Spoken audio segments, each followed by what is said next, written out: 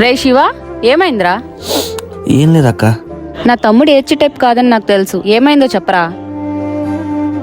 ఏరా శివ, ఎప్పుడు చూసినా ఇవే బట్టలు వేసుకుంటావు, ఇంకేం బట్టలు లేవా ఏంటి? డబ్బు విషయంలో పిసినార్తనం ఉన్నా పర్లేదురా, వేసుకున్న బట్టల్లో కూడా పిసినార్తనమా? నా టీషర్ట్ నా ఇష్టం, నీకేమైనా ప్రాబ్లమా? ఏరా నోర్లేస్తుంది, ముందు మా అలాంటి బట్టలు వేసుకుని మాట్లాడు. పోయి మీ నాన్నకి ముందు బట్టలు కొనమని చెప్పురా. ముందు వీళ్ళ నాన్న మంచి బట్టలు వేసుకుంటే కదరా వీడి వేసుకునేది.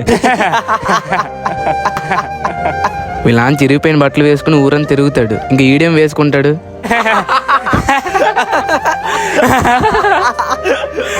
అలా ఎగతాలు చేశారక్క, మనం ఇలానే మిగిలిపోతామా?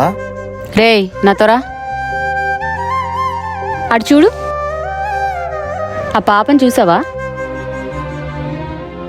నీలా చదువుకుంటుందా? లేదు. మనలా బట్టలు వేసుకుంటుందా? లేదు. వాళ్ళతో పోలిస్తే మన లైఫ్ బెటరే. అయినా తనకి నాకు పోలికేంటక్క?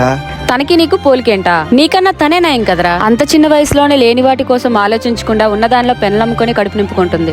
ఆ పాపతో పోలిస్తేనే తనకి నాకు పోలికేంటన్నావే, మరి రిచ్ గా ఉన్న మీ ఫ్రెండ్స్ నీకు అనటంలో తప్పేముందిరా? సారీ అక్క, నేను ఇక నుంచి కష్టపడతాను. ఎవరిని చిన్న చూపు చూడకండి, మీరు చూసే ఆ చిన్న చూపులోనే పెద్ద వెలుగు దాగి ఉంటుంది.